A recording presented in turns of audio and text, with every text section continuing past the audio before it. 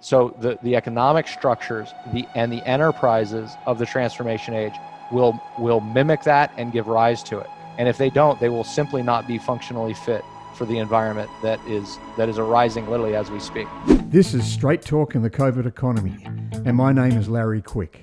Our world has changed and there's no going back. The COVID economy is now very real. We are adapting to telework, Zooming, online learning and new industries like PanSafe and other opportunities revealed by COVID-19. The challenges are also with us: bankruptcies, unemployment, debt and confusion. In Straight Talk in the COVID economy, we meet thinkers and innovators who bring insight and information into the opportunities and risks of our rapidly emerging COVID economy. Straight Talk in the COVID economy is brought to you by Resilient Futures. This is alongside our partner, Impact Africa Network. Impact Africa Network is an innovation incubator based in Nairobi, Kenya. It seeks to be a catalyst for the next Silicon Valley in Africa. Impact Africa Network needs all the support we can provide. So please donate at www.impactafrica.network. Hi listeners, I'm here today with Robb Smith. Now, if I could just say that I heard Robb Smith talk of one of Christine McDougall's online events, and it blew me away. I was transfixed with what he was saying so much. I recorded it and I've played it back several times. But Robb Smith is CEO and co-founder of Integral Life. Is author of The Great Release, and I strongly recommend reading The Great Release, integrallife.com/The Great Release, but you can just go to integral.com and search it and you'll find it. Now, Robb's a social innovator who in 2012 was named the transformation age that is now dawning and predicted the current breakdown that we have at the moment. A great release of the United States and its hegemony ends. And that's a really important thing to get in terms of looking at where the United States is at the moment in terms of dealing with COVID-19. He is a leader in integral philosophy and the global integrative meta-theory movement, and writes and speaks regularly on the global meta-crisis that is giving rise to the transformation age. Now that's, to a certain extent, sounds like New Age jargon. And I can understand if some listeners think that way, but I can tell you that look past the words to understand how critically important it is for now. He advises entrepreneurs, executives and thought leaders on leading edge innovation and applications in human development and integral philosophy. But I'd also state, if you don't read The Great Release, you'll be lesser understanding of the immediate and emergent conditions that society and economies face today. Particularly in looking at success or sustainability in the coming disruption that's already starting to unfold with, say, extreme weather events. And we've seen that in Australia with the fires that we've had in the last fire season. And by the way, we're in lockdown now, again in the second wave in Victoria, but we're also just starting the fire season in August. So that's yet to unfold. He is founder of Chrysalis, which was the world's most comprehensive personal and professional development app. And I thought this was really interesting. Nevada's Young Entrepreneur of the Year, and is former president of entrepreneurs organisation Reno Tahoe, which I have been to. Fantastic. Named to Nevada top 20 under 40 lists in 3 different decades. And in 2012, he was nominated for the TED Prize, which I think is just fantastic. So welcome, Robb. Yeah, thanks for having me. And he can be understated at sometimes compared to some of our other guests we've had on. I thought we'd start off by asking you a question of historic. I mean, this is sort of like to wrap up what I've heard before and also The Great Release. Historically, how do you see the world as it was leading up to the COVID-19 pandemic? And I'd really like you to talk about, in terms of whole system state, social, economic, and environmental impact on business and enterprise and work, etc. Then what we'll do is we'll start to bring some shape around it for the COVID economy that we see playing out, and finish with looking at some recommendations from Robb going into the future. So if we could start off by looking at that historical perspective, what brings us up to this day? Yeah. Well, like any conversation where you're going to try to do some honor to the complexity of reality, you have to you can only tell so much of the story, and there's some things that are going to get left out. So we're going to stay as we're going to go as deep and complex as we need to, but there's obviously going to be a lot of detail and a lot of things that get left out. But I think one way to tell this story simply is to just notice that in our lifetimes, there has never been a time where we have not been both in the information age, and the U.S. has not been the leader of a world system that arose after World War II. And I picked both of those things for a reason, that the information age, you can look at kind of when did it start. You had the radio, you had in the early 20th century, you had the invention of the transistor in the late 40s, you had TV come online shortly thereafter. But you can roughly say that it was right after the war that the early inklings of the information age started to show, that there was technology advancements that did it. And for the past 70 to 80 years, we have been in a world increasingly characterized as the information age. And what is the information age? The information age is something that most fundamentally, I think, should be understood as something where human perspectives can be increasingly shared, formulated, shared, and influenced in real time on as a single human civilization on a single planetary biosphere. That was the point I tried to make in my 2012 TED Talk, was to just point out that we are now in at the late stage of that happening. And we can see the effects of that when we look at Twitter, Facebook, and these other things where world opinion is now in a way kind of knowable. Like, you can look at social media, you can look at opinion formation, you can look at how it's disrupting elections and all these other things, and just notice that, okay, there's a lot going on there as it relates to how perspectives are formed, how we understand truth, and how we understand ourselves. And so there's one whole dimension of the last 80 years I would just point out is an increasingly increasing into the information age, and we now are at its apex. Now, the second piece of the story is that that the United States and its allies won World War II, and when they did so, they set up a set of specific power structures that have provided a backdrop for the way we have moved through the world economically, geopolitically, from the point of view of sort of the global values backdrop, and environmentally and otherwise. And I would say that too has reached its apex and is beginning to crumble. And both of these things are at the end of a natural cycle, and therefore there is breakdown occurring. It started, well, I mean, it's, as most things, the breakdowns come slowly and then all at once. But the breakdown really hit hard starting in 2008 with the global financial crisis, and has been with the U.S. and its improper responses as a leader to help the world take the next set of steps beyond the information age to move into the transformation age, what I see coming next.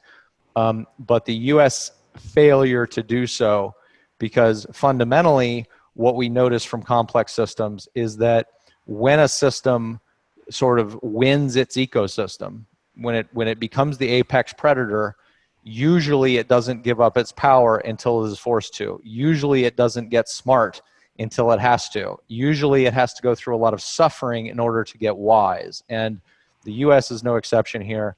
Despite what many U.S. citizens might think, we are not exceptional. We are doing precisely what every other dominant human community or subculture has done.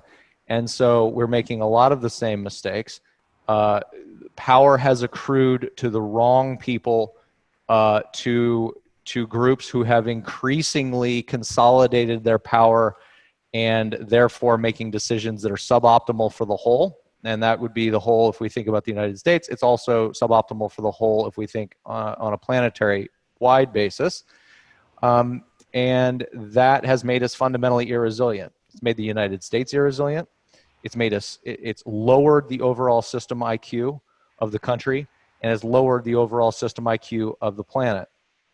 And what is happening is a necessary blowback and adjustment to that as we prepare to move into the transformation age. And this is coming right, and we can talk about what's been happening the last 10 years and the pandemic. But what we sit on the cusp of as we speak is a meta-crisis. It's a crisis. It's a crisis in spirituality, and by spirituality, what I mean specifically is a psychological sort of articulation of spirituality. Meaning, how do humans know themselves? What story do they tell about their identity in the 21st century? And I would say that we do not have yet a good, coherent, integrative story that satisfies more and more of the population at the leading edge in the leading edge countries. People feel bereft, they feel depressed, they feel lost. We can think about why that occurs in a post-religious context, in a modern and postmodern context, but clearly that's one aspect of the meta-crisis. The second aspect of the meta-crisis is governance. That we have failing governance. We have failing governance in our business sector, and we have failing governance in our political sector, where bad decision making has continued to be allowed for, and it relates to, in a large part, because of the background context that I mentioned about the United States' power structure. When you have enough power to paper over your bad decisions with money, then you haven't yet gone through the disruption which reorganizes your governance to be more intelligent, to be more responsive, to be more representative. And so clearly there's a problem with governance. And by the way, not just the US, Australia is dealing with as well. Austria, France, Germany, England, and the way I look at it is these are all of the winners of the Western Alliance, the post-war Western Alliance. I think there's a reason why they're all going through a version of it, the rise of populism, and real fractures in their body politic worldwide. So that's the second aspect of governance. The third aspect is environmental, as we know, and we could go through a whole list of everything from ocean acidification to the rainforest to climate change. But clearly there are now real large-scale system-wide constraints and crises that are being imposed upon us. We're not going to be able to fake our way out of this. This is something that is going to have to be addressed at a global scale. That's a third aspect. The fourth aspect of the meta-crisis is economic. We have in the information age, especially the late information age of the last, say, 20 years, because of the nature of economic life, we have increasingly gone to a winner-take-all economics model, where whoever creates the digital systems and owns the digital data for human life can win the species and own basically everything. That, again, that's a late information age economic phenomena. It is a problem. It cannot last. And so, again, there is a contradiction that will get solved as we move into the transformation age, but it is an aspect of the meta-crisis. And the fifth one is education, that our educational systems are also going through institutional failure in the sense that we are not properly educating our young people to prepare them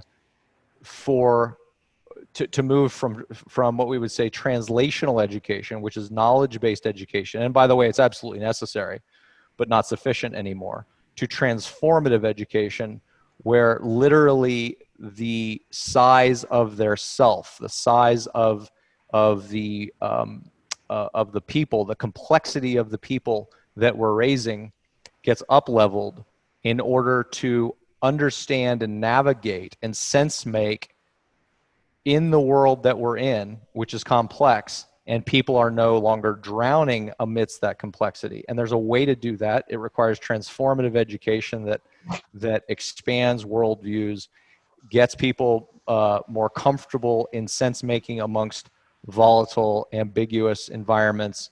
And there's a whole set of things we could talk about there. But the point is that these 5 things are all interpenetrating, interacting, co-arising, reinforcing with each other aspects of a very real set of crises. They entail institutional failures. In most cases, they entail leadership failures, and they entail a whole set of characteristics of a mature operating system, if you could use that term, a mature operating system globally that is failing. It is no longer up to task to take us to the next stage, the next major stage of human evolutionary progress, which is the transformation age. There's going to be a different set of requirements in each of these areas. And that is what the breakdown over the last, started, as I said, I think about 12 years ago. And we are certainly in an acute version of it with the pandemic today. I think it runs for another 10 or 15 years. I think there are certain things that probably change that are specific markers as it plays out that will enable the rise of the transformation age. But again, it all goes back to this backdrop of, for the past 80 years, we've been in an increasing, maturing sort of cycle of the information age, and the U.S. as a global leader that really was in service to the world in quite a robust way for about the first 30 years of that period. But then it actually kind of shifted its point of view on this in the early 70s, and since then has been in a position of extracting economic, social, and cultural largesse from the world to itself. And this whole paradigm is failing, and it is breaking down, in front of our very eyes, and that's going to continue for a while. Wow. Because you mentioned quite a few different things in there, and I think the idea that we in Resilient Futures we talk about there is a way forward, that a lot of people wanting to hold on to the past because it's sort of worked for them, particularly Australians, if I could put it that way. I mean, having friends and colleagues and work people all around the world, we see different perspectives. In America, there's that sense of loss, and the promise of, say, a Trump, make America great again, is a real meaningful promise, even though it's vacuous in its delivery. That's right. But you'll get where, when information drops away very quickly in a disruption, the reliable information, the experience, the knowledge you had before is no longer valid or as relevant. You then get an upsurge in complexity because it gets more complex. You can't, the idea of a density disaster, where density was good, cities and this was a good thing. Now density is a disaster, from a business perspective, a people perspective, even going into a pub or a bar is a disaster. To own that and to actually go into it, it's not seen as good, and that will go on for a long time. So it's very complex for people to get. And when you look at, say, for instance, this sort of immediate disruption that cut what we know to be the case to a whole bunch of complex issues of like, what the hell are you doing? That's where we're seeing the COVID economy being a narrative that we can start to look at opportunity and mitigate risk. And I think that's what I love about your message, is like, this is a transformation age. It's just a matter of transformation from this long history that we've had of baby boomer, almost from the Western perspective, hegemony. You know, it's sort of like it crosses boundaries, it crosses borders. When you talk about America, there is, the American dream was adopted by Australia, Sure. New Zealand, South Africa to a certain extent, Canada. And I lived in England for 10 years, and it battled the institutions of what was Great Britain, but it still showed up as being culturally sound. I got there in the 60s and saw the Beatles and all that sort of stuff taking over as the music scene. But then what was good has become good. What was good in America has become good for the United Kingdom, and to a large extent has stressed Europe as well, even though it's managed to have social consciousness together. So, we've got this whole world. Then we've got the rise of the sort of legitimate rise of Southeast Asia, China, India, and let alone Africa and South America, who are sorting their cultural issues out themselves. But the legitimate rise of those countries being cut off by the sort of the Western nation suppression to a certain extent, saying, no, we've owned this since 1945, we're not giving up that power. So, all of that turmoil is now leveled in a COVID economy. And what we're endeavoring to do here is to say the idea of a COVID economy is something that people can grab onto. It's sort of like the iconic statement of "Make America Great Again," or in Australia, it's "Jobs, jobs, jobs." These are all iconic things that put out. COVID economy, what we want to see is a light into the future that people can say, well, what does that mean? It's sort of a pattern that we can start to language and put a narrative around it and put some conditions and opportunity, risk, and some values into to go forward. So that's the sort of the idea of the COVID economy, in as much as it's a reality that we research. But what are your thoughts in terms of that COVID economy playing out? Well, again, it's actually a really interesting topic that has a lot of little complex threads, but one of the things that you have to ask almost instantly is, what does it mean to have economic progress today? So define our terms a little bit. And I would point out again, back to the story that I just told, that so much of what we think of as economic progress is actually a bit of a chimera. It's a bit of a fake story. So the primary glue that has held American power together in the information age has been the role of the American dollar as the global reserve currency. And it had that, it put that in place right after the war, the Bretton Woods Agreement, which was then replaced in 1971 when Nixon took us off the gold standard. But it's a very specific policy by which the United States has sought to continue to maintain power, maintain financing, to recycle the capital surpluses out of the Asian nations, to keep its baby boomer generation whole in terms of their financial assets. So there's a whole lot of stuff going on there economically that we could talk about. But the reason why we need that context to talk about it is that what you're seeing right now as a response to the pandemic is a ton of falsehood. It's a ton of fakery. And what I mean by that is that the United States Federal Reserve's balance sheet has jumped up from $3.5 trillion to $7 or $8 trillion in 4 months.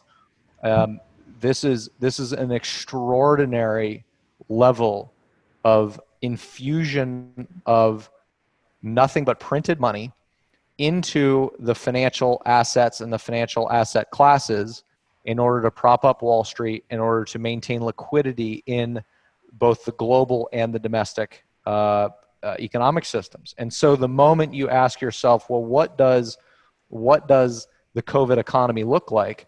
The first thing I'm going to point out is you would have a hard time determining that anyway, because there's so much there's so much sort of money being pumped into it that there's a lot of falsehood there. It's hard to actually figure out whether we're healthy or not, because we're covering up the real adjustments that the pandemic is sort of attempting to push into the world. We're covering it up with more debt. And remember, we've taken on the world system itself has more debt than it has ever had in history. It has done that over the last 10 years. That's how we accommodated the 2008 financial crisis. The 2008 financial crisis wanted the entire system to break down. That's what it was wanting it to do. That would have been a healthy thing. That would have been the forest fire that regenerated the soil and allowed for the green shoots to start to pop up come 2012, 2014, 2016. And guess what? By 2020, you'd actually be into a genuine and probably somewhat sustainable, true financial recovery at this point, not just in the US, but worldwide. But that's not the choice that policymakers pursued. What they said is, we're going to prevent the forest fire. We're going to limit the debts going bad. We're going to prop up the financial asset classes. Or financial assets. We're going to prop up the power of the 1% who have the financial assets, and we're going to do it with more debt. And so over the last 10 or 12 years, debt has absolutely skyrocketed, and we already had a lot of debt come 2008. So now we have even more. So here's actually what's happening is, come 2020, the pandemic hits. Those of us who were commenting on the world economy even in late 2019, so pre-pandemic, I can point to a tweet I put out in November of 2019. I said we're going to be amidst a very serious global recession come Q2 2020. And I was saying that just based on the economics and based on the unsustainable debt load. So now you throw a pandemic into it, and again, what's wanting to happen is the irresilience of the system, the fragility of the debt in the system to get washed out. But once again, the policymakers worldwide are reaching into the same bag of tricks that they used in 2008, 2009, and they're flooding the financial asset sector with liquidity. And of course, that's, stock prices have absolutely been on a tear worldwide, particularly in the US. The bond market has completely reflated as companies have gone back to the bond market, and the Fed's buying their bonds. So it's able to put billions and billions of dollars onto corporate balance sheets. So what I'm trying to point out here, just to have an intelligent conversation about this, we have to understand that the entire thing is being manipulated in order to keep the status quo going. And every time they do this, the entire thing gets increasingly irresilient. One way to think about it, again, to use the forest fire analogy, the tinder on the ground is getting drier and piled higher and piled higher and getting drier. And it's just going to take increasingly a tiny spark for the entire thing to go up. Now that's what's wanting to happen. So now when we look at it and we say, well, okay, now we have a pandemic, and what are the adjustments that people are making? And of course, you're right. What is happening from a pandemic point of view is that the economic activity is decentralizing. It's pushing out to the periphery. And really that kind of, the way I think about it is, if there's a central core, there's an intermediate core, and there's a periphery. Just think about your average city. A lot of it's being pushed out to the periphery, with that intermediate layer being hollowed out. So this is the downtown areas of the cities. There's a flight to the suburbs. There's a flight to getting out of the density, getting to places that are more resilient for your family, that have maybe a little more room to spread out. we're seeing in the U.S., for example, an extraordinary geographic shift is underway as people leave cities and flight to the suburbs, and they fly to the southern markets out of the northern density centers. This could end up being one of the bigger sort of geographic shifts in a long time in the U.S. And so we still are going to have our factories. That's what I mean by the core. You're still going to have your farms and your factories and the things that are producing. But all of that intermediate stuff, physical retail, physical restaurants, physical bars, physical, infrastructure in that intermediate economy is all getting destroyed. It's all getting wiped out. And then, of course, the peripheral economy, which is my house, is doing great. So if you're Amazon and you're delivering right to my door, if you're a grocery store delivering right to my door, all of that peripheral economy that's delivered right to the periphery of human life, which is where we live, is doing great, and that's all booming. And so what COVID is showing us is if you are in the business of helping people set up home offices, well, you're probably doing pretty well right now. If you're in the business of running, a Zoom platform, you're doing real well right now. If you're Peloton and you are in the business of fundamentally disrupting the gym market, meaning that intermediate core gym market, all the retail and physical gyms, and instead now what you're doing is you're putting a bike in my living room, and that bike is digitally connected to an entire network of bikes around the world. So when I work out, I feel like I'm in a gym, even though it's in my living room. That is a perfect example of why Peloton is worth many, many billions of dollars as what is fundamentally a startup. Because all of that intermediate layer value has now been pushed to those companies that are providing it for the periphery. And I would expect this to continue. And I would just say that that's actually a resilience generating move because it is decentralizing the economy. So there's actually some really good news economically in terms of what's happening, the adaptation, the fact that we're becoming more capable and more resilient within our own homes and with our economic infrastructure.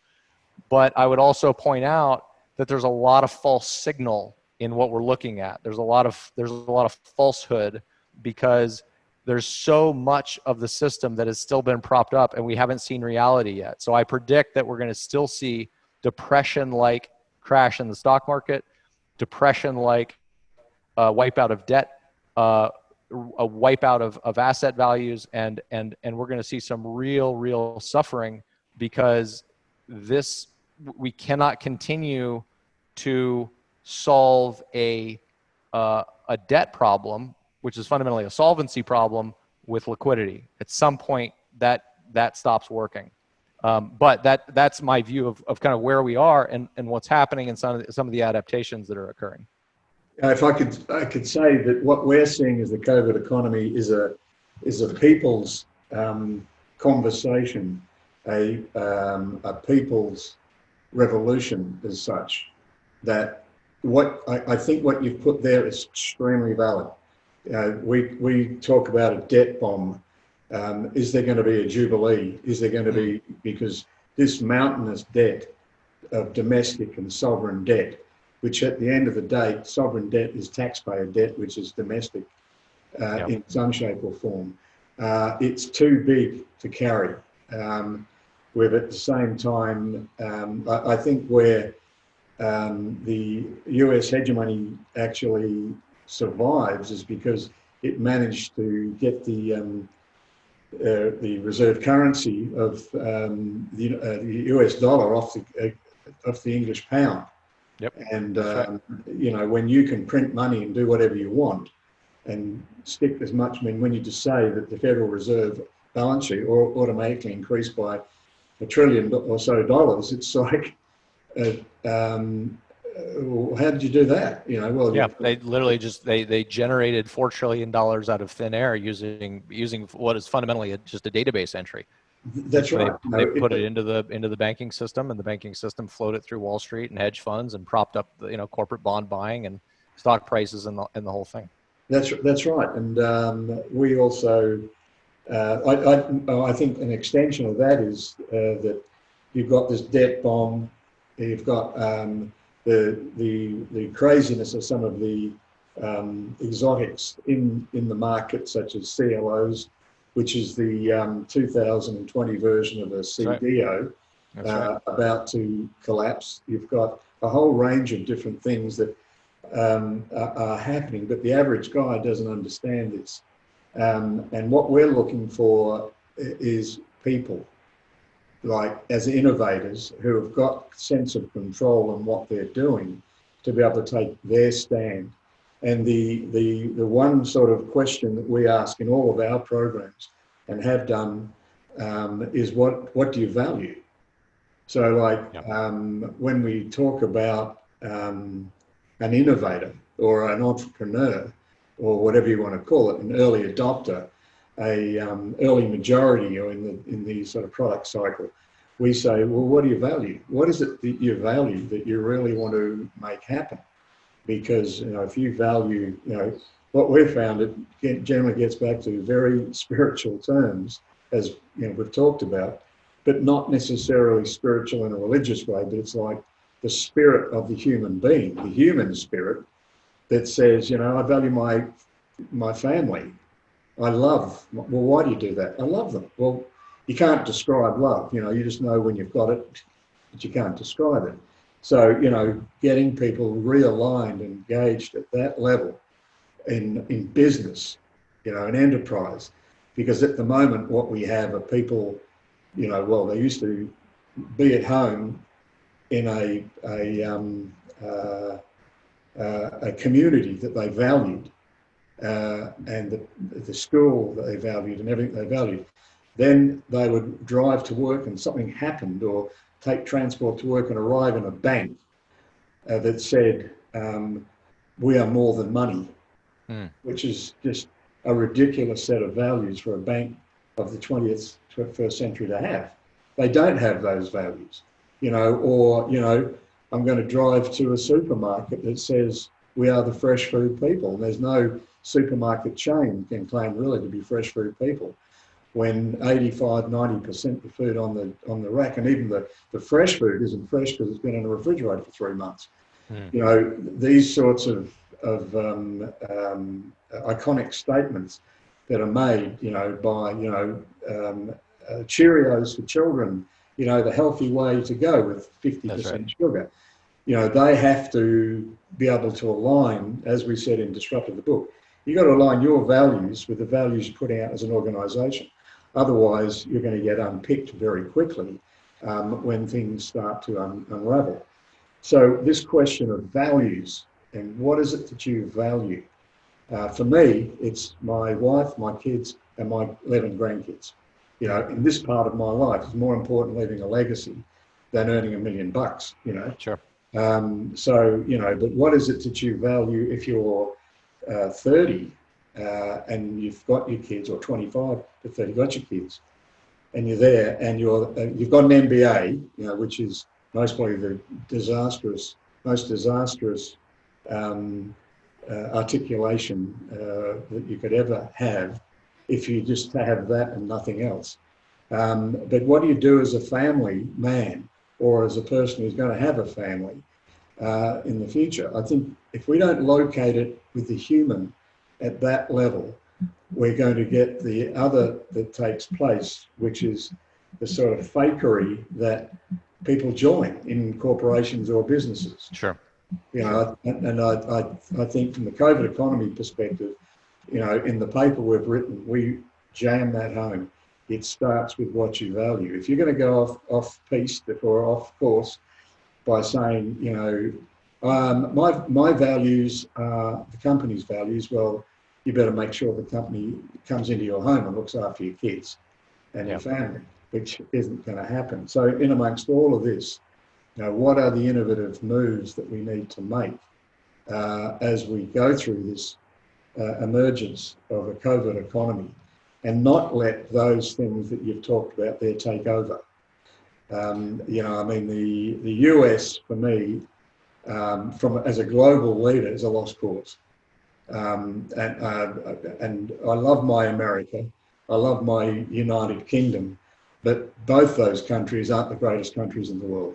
Hmm. You know, they're just not. And Australia isn't the greatest country in the world. We're just countries doing our best. Yeah. So the idea that a country is going to lead us out of this is wrong. It's got to be a million individual innovators doing their thing inside a COVID economy, rather than some sort of economic philosophy, particularly of modern day economics, which is a ruin. You know, Sure. GDP, Sure. what a ridiculous measure for performance. Sure. You know, and as you say, that's only been in, you know, the post Second World War, US growth has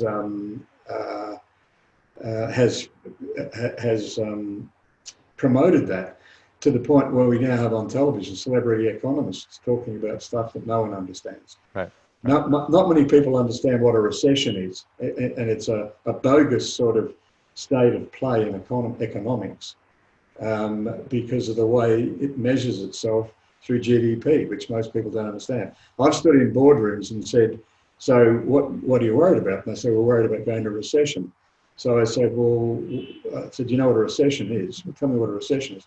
Most board members don't really know what a recession is. Right. Right. They don't really understand GDP. You can't measure I say to them, you know, even though it's not necessarily the same, you can't measure the turnover of a business.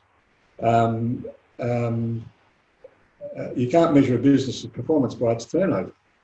You know, you got to look at its ability to have a whole bunch of value in its brand, its products, and all that stuff. Maintain that as a product, from productivity perspective, paying people the right wages so they stick around, and they get what they need, and you have a healthy customer comes out of them. Profit is a lag indicator of all of that stuff, and it's a surplus to either put back or give back to shareholders. But you better give some back. You better be giving it to your workers. You better be giving it back into your business to develop your business, and you better be paying a fair rate of return to shareholders. You know, and if it's slightly above what they could get in a good investment, then you're doing pretty good. But you know, banks want 17%. You know, which you know, is just ridiculous for a bank to want 17, 15, 17, something to 20% return on capital. That they're just not going to get that if the average business is saying we're happy with 7%. But you know, and I get back to a question: what happened to the baby boomers? I'm one. I was born in 1950.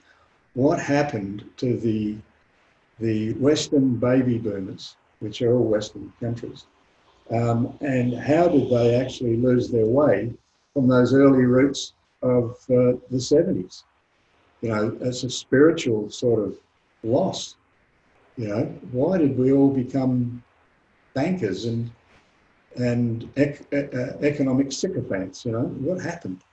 Well, I think you can look to the policy and cultural and social changes that occurred in the 1970s with the advent or the bringing on of financialization as a philosophy, as kind of both a moral and practical philosophy, undergirded by perhaps some of the misinterpretations of Hayek's free market economics on the one hand, and the sort of Reagan and Thatcher counter regulatory move to move towards free markets and to diminish the size of government. But what they don't talk about is how that really also unleashed Wall Street, and not just Wall Street in New York, but Wall Street globally. It had a flood of capital from the baby boomers who were in their 30s at that point, 20s and 30s. They were the ones that are beginning to save. They're spending, with family formation. You have wealth coming out of the Asian export countries that is flowing back into Wall Street in the form of profits and more savings. And so you have this. You have cheaper goods in the form of the developing world labor labor class coming on board, and so lowering the overall cost of goods. So in a way, it was this perfect storm of capital continuing to accrue in the retirement accounts of boomers, the financial assets going up in value, because as that capital base exploded with all these new people coming into the global labor supply, all this profit being generated, the real interest rate started going down. So the real interest rate from 1980 to 2020 went through an absolutely historic drop of, mid to high teens on the one hand, in 1980 down to, arguably zero today. And so if you think about it from a financial point of view, if I give you $1 of cash flow every year, and I value that $1 of cash flow at let's say a 15% real interest rate, it may be worth $6. If I then value that same $1 of cash flow at a 0.5%, it's worth $200. And so what you saw was, because of the capital accumulation amongst the baby boom generation worldwide and the policies of financialization and neoliberal economics that supported it, what you saw is a decline in the real interest rate over the course of 40 years and an absolute explosion in the value of real assets. And that includes real estate, housing, it includes commercial real estate, it includes bonds, and it includes stocks. And so right now in 2020, you have this massively wealthy 1%, 1 to 3 to 5%, depending on the countries we're looking at, that are all boomers. And the problem is, again, this goes to part of the governance problem that we face globally, is there's no politician that's going to take them on. There's no politician. I mean, these people write checks, they're vocal, and they vote, and they also hold all the levers of power. Nobody's going to take that group of people on and say, guess what? On a real basis, we can't afford your pension anymore. We can't afford, you shouldn't have that stock account you have that's worth $3.5 million. On a real basis, it really should only be worth $1 million, right? And so this is why they've continued to prop up this house of cards with debt. Now, if we take a completely different point of view on this and just think about what's happening in the evolutionary structure of the economy over the last, say, 300 years, what we see is that we were moving from a scarce resource of the modern and industrial age. Well, prior to that, we were in the agrarian age. Came out of the agricultural and the real agrarian age into the modern and industrial age with the Industrial Revolution, where financial capitalism really kind of first gets its footing economically. And when financial capitalism shows up, you then have a new scarce resource on stage in the world economy, which is value. Now, value optimization is the thing. Price optimization is the thing. You have a specialization of labor. You have capital flows flowing around. You have a banking class that pops up. Again, this is all 300 over the course of 300 years.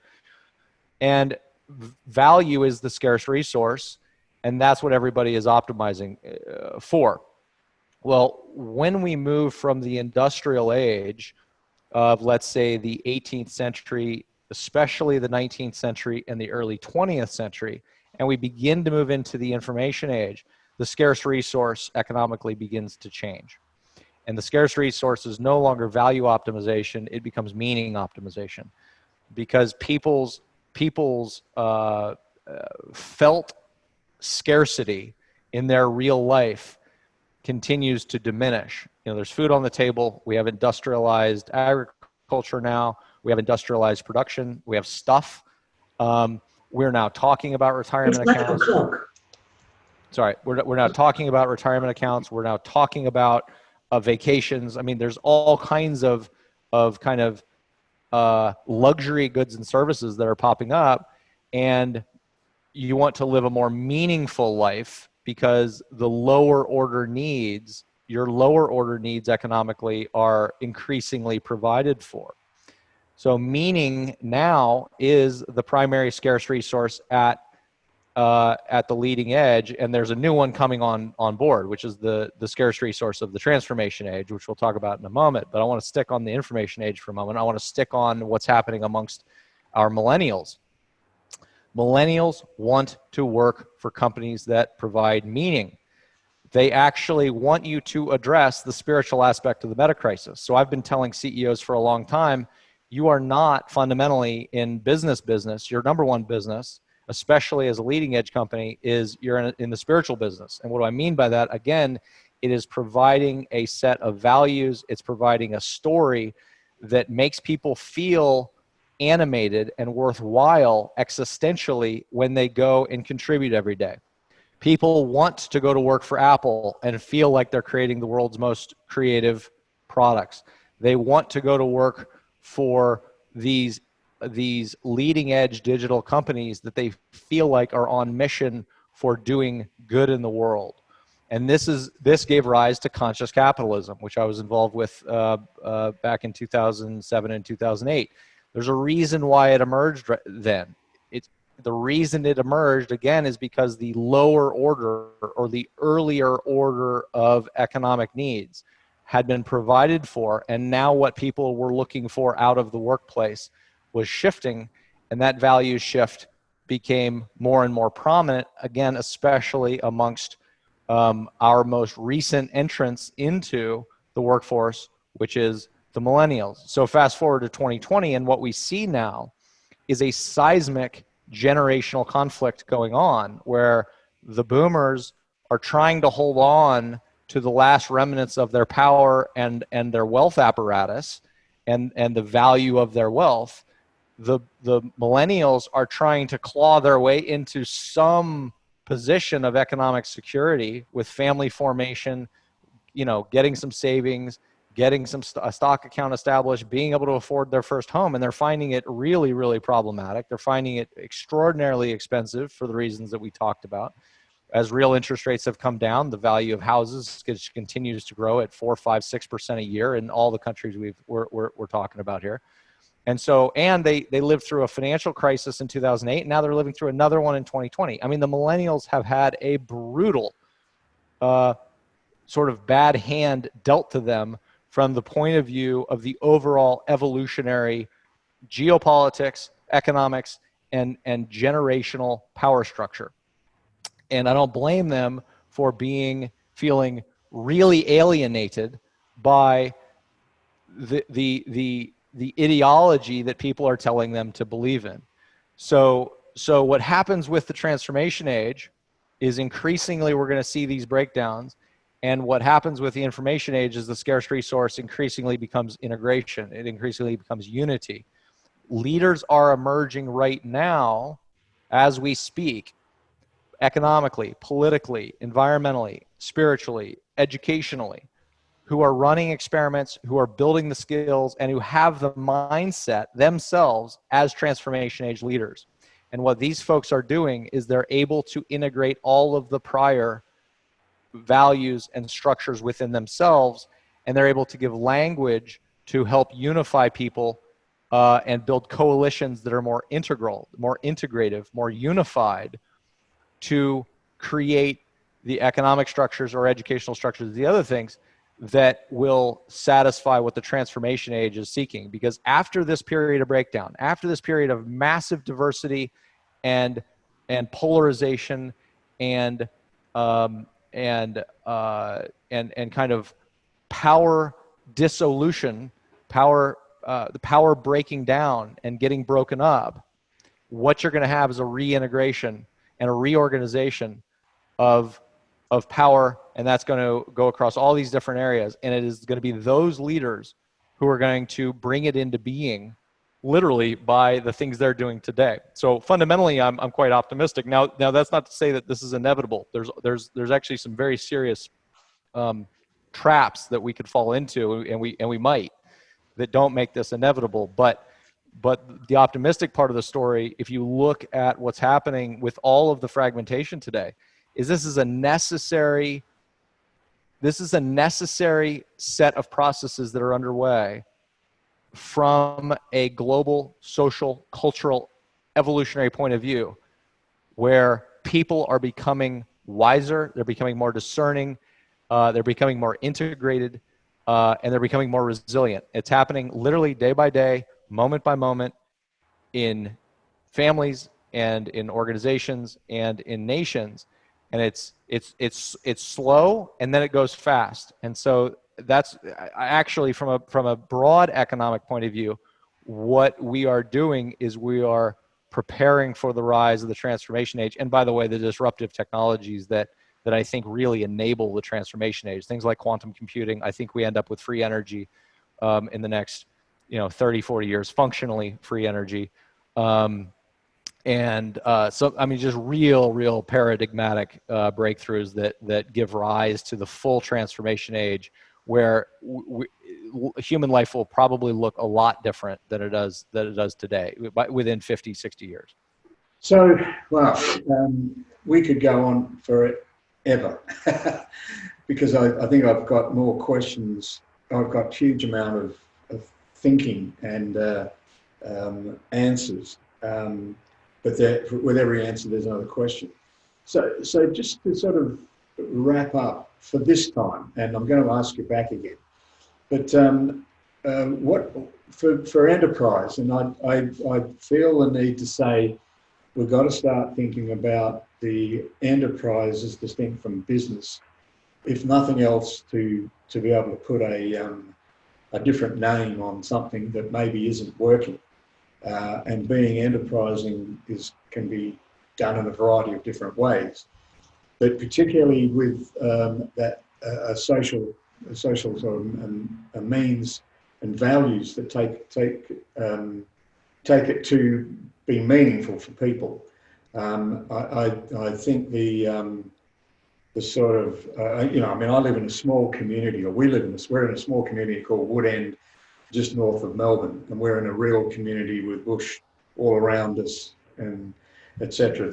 So we walk up and down, know people, et cetera. We don't really have a centre. The centre tends to be the local supermarket.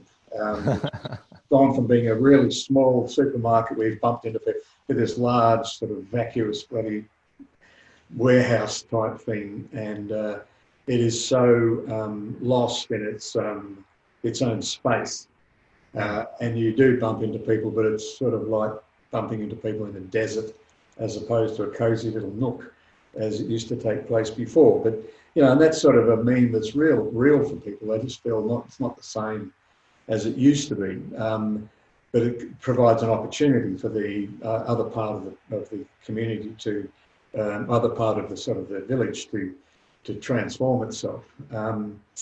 But if I would say that we're looking for meaning, the community is looking for a new meaning, and it doesn't have a voice for doing that in terms of the patterns or paradigms they work on are you Liberal or Labor, which is the same as saying Democrat or Republican. We don't have the same extensive split that there is in America and those. Now we still have a very cohesive, comparative to other parts of the world, very cohesive mixed race, mixed culture community, and I think that is one of the saving graces for Australia, is that we are a multicultural country that started as an experiment and has worked in practice, and even though there is an amount of racial prejudice that occurs, but it's periphery, it's not mainstream in terms of its ability. I mean, if there's one culture that we've beaten off, it's our Aboriginal communities, which we still struggle to actually, amazingly so, we struggle to recognise as a real issue. I mean, if I describe it this way, just as an example, as there were, against all rules based on lockdown, there were protests in the street with Black Lives Matter. And I think the majority of people are out there on the street thinking about George, and not necessarily thinking about the Aboriginals in our community. Yeah. But for me, it was like, well, yeah, Black Lives Matter everywhere because Yeah. Sometimes the hardest shadow to see is our own. yeah, that's right. Yeah, but like Africa, Black Lives Matter. Like let's get this bullshit of racism out of the lexicon because it's just a waste of energy and time. The transformational age. It's just, I mean, it sounds very patronising, maybe or I don't know what it is, but I just say to my Aboriginal and African American and Indian friends, etc., that racism is just a waste of time. It's a waste of energy. Why do we put so much energy into it? Because it will pass. It's sort of like not wanting gay marriage or not liking gay people. Waste of time. It's just ridiculous to actually, as a human being in the 21st century, have those views. You could be doing much better and more productive than having those views. But with that sort of little rant, what do you see as enterprise in this era? What particularly when we're looking at innovators saying, "Yeah, enough is enough." This is a people's revolution, if you like, of the COVID economy. Enough is enough. Yeah, well, again, you gotta. It's really helpful to understand what's happening in the late stage information age, where the power now is no longer the power to create value, for example. Like that itself has been a long integrated power, meaning it's no longer interesting, it's no longer where the game's being played. And what happened at the late stage of this era over the last 15 years is the power to convene has become the primary power in the world at the leading edge. That is what the information age power, the unique information age power, is the power to convene. And anytime an emergent power comes online in the social evolutionary stack, what it does is it reconfigures all the prior powers that came before. The power to kill, the power to sanction, the power to expel. I'm talking about 50,000 years ago. The power to expel from the tribe, the power to kill, the power to sanction, meaning from the chiefdom, 8,000 years ago. The power to contract of the industrial age, the power to, and then now the power to convene of the information age. And what did that do? And what do I mean by that? Well, look at the Arab Spring. Look at the Black Lives Matter movement of just the last few months. What is new about that, sort of ontologically distinctive about it? Well, it's the fact that the convening could occur so quickly, so frictionlessly in terms of the way the convening occurred, given social media and these information age technologies. So what that means is that whoever can convene has power, and that is, and that actually points to something really, really significant in terms of the way most enterprises are holding themselves these days. Because what they don't, they're just beginning to appreciate that they no longer have the power, that the power to contract, the power to do business. Let's say you're a Fortune 500 company that has any interface at all. Actually, I would just say if any Fortune 500 company, you think your $40 billion balance sheet protects you because you've been used to a paradigm, an industrial age paradigm, where the power to contract, the power to be big, the power to have power is the most meaningful power in the world.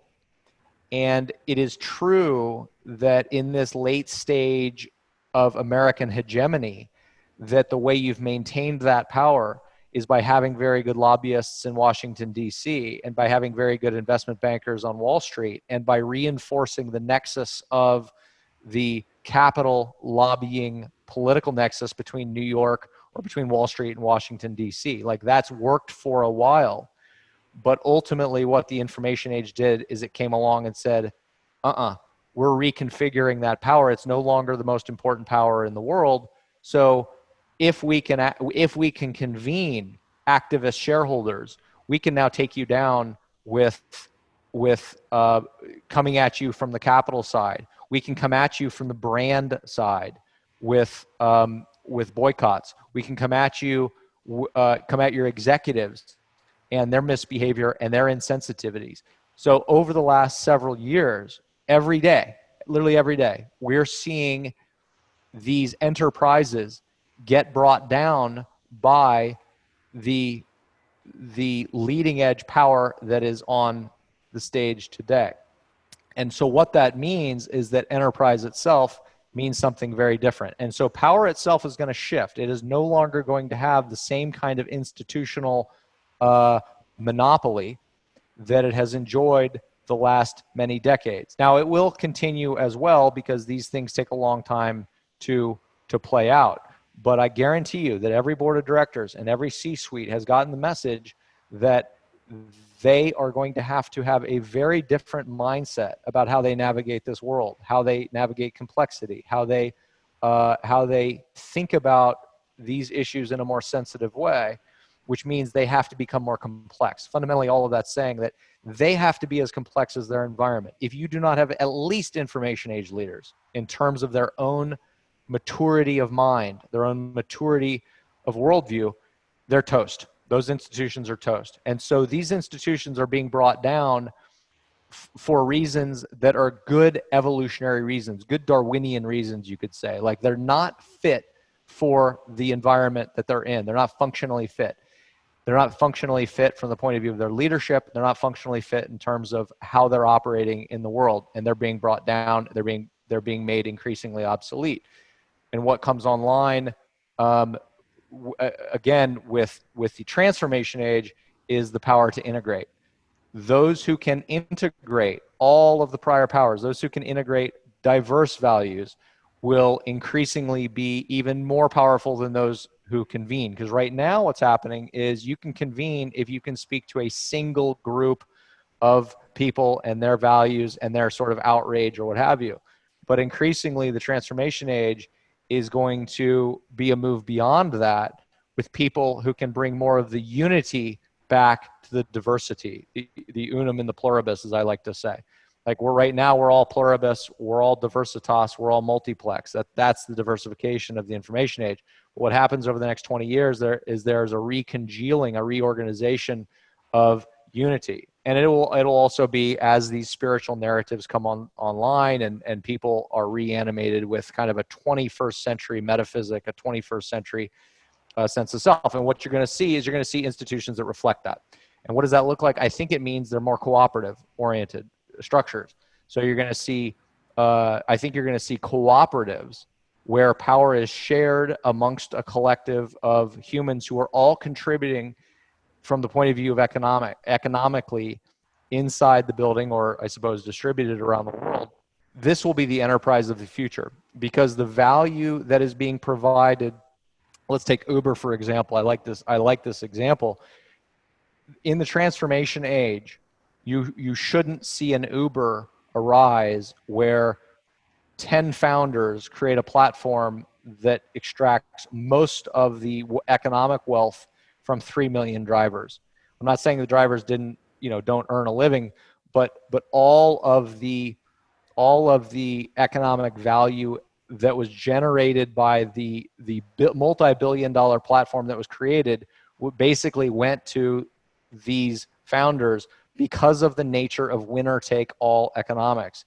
And that is an information age function. That is something that only happens with this sort of life conditions in place. But what the transformation age is going to do, it's going to eliminate that. It's going to prevent that from happening, because people are too smart by the time they get to the transformation age. The power will be shared, the economic gains will be shared. And what we will do is increasingly be moving to cooperatives. Because again, the value that is being created economically is amongst the people, is amongst the creativity and the ingenuity of the people. Capital's free, capital's cheap. Actual physiosphere stuff like machines and what have you, that's also not where the value is. The value increasingly is going into the noosphere, away from the physiosphere and into the noosphere, into the world of thoughts, creativity, and human ingenuity. And that will have to be shared. So the economic structures and the enterprises of the transformation age will mimic that and give rise to it. And if they don't, they will simply not be functionally fit for the environment that is arising literally as we speak. Well, what can I say? I could go on, as I said before, for a long time, but we have to be mindful of time. Rob, thanks so much for that. I'd try and give a summary, but I think I'm going to have to write that summary. So much in that last piece there. But thanks so much, Rob. And absolutely, it's my pleasure to chat with you, and hopefully some of it makes sense to your listeners. I know there's a lot of moving pieces there, but if you take it all as one bigger picture and you kind of see how the threads fit together, it does provide a bit of a coherent framework for what's happening, why it's happening, and why there's, I think, a lot of reason for optimism, and frankly why the people in your community and your network need to keep doing exactly what they're doing. There's no silver bullet here. This is actually already happening because of their efforts today. So thanks so much, Rob. And absolutely. Nice to see you. Nice to see you again. And we'll chat again soon. We hope you've enjoyed this Straight Talk in the COVID Economy podcast. Thank you for listening. And please subscribe on your preferred podcast platform. For more information about Resilient Futures, please visit www.resilientfutures.com, and please support our partner, Impact Africa Network, at www.impactafrica.network. We need all the support we can to help them build their own incubator. We know that there are many other great podcasts out there, and your time is precious, and you chose to listen to Straight Talk on the COVID Economy. And we appreciate that. Thank you.